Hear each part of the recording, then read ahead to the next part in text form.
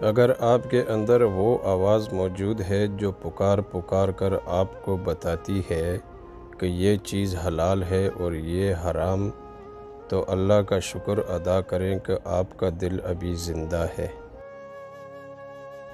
کسی کو اس کی ذات اور لباس کی وجہ سے حقیر نہ سمجھنا، کیونکہ تمہیں دینے والا اور اسے دینے والا ایک ہی اللہ ہے۔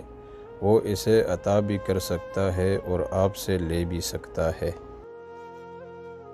زندگی میں ایسے لوگ شامل کرو جو آئینہ اور سایہ بن کر ساتھ رہیں، کیونکہ آئینہ کبھی جھوٹ نہیں بولتا اور سایہ کبھی ساتھ نہیں چھوڑتا۔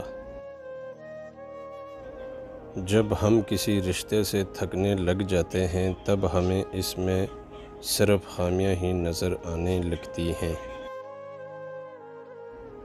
خود کو سب سے بہتر سمجھ لینا یہ ایک ایسی بیماری ہے جو انسان کو کسی قابل نہیں چھوڑتی۔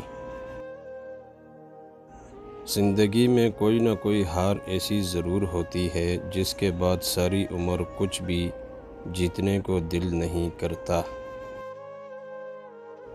زندگی میں انسان کو ایک عادت ضرور سیکھ لینی چاہیے، جو چیز ہاتھ سے نکل جائے اسے بھول جانے کی عادت۔ یہ عادت بہت سی تکلیفوں سے بچا دیتی ہے۔ خلوص کے رشتے بوجھ نہیں لگتے، یہ بڑی آسانی سے سنبھل جاتے ہیں، اور مطلبی رشتے اتنے وزنی ہوتے ہیں کہ ان کو سنبھالتے ہم خود ان کے نیچے دب جاتے ہیں۔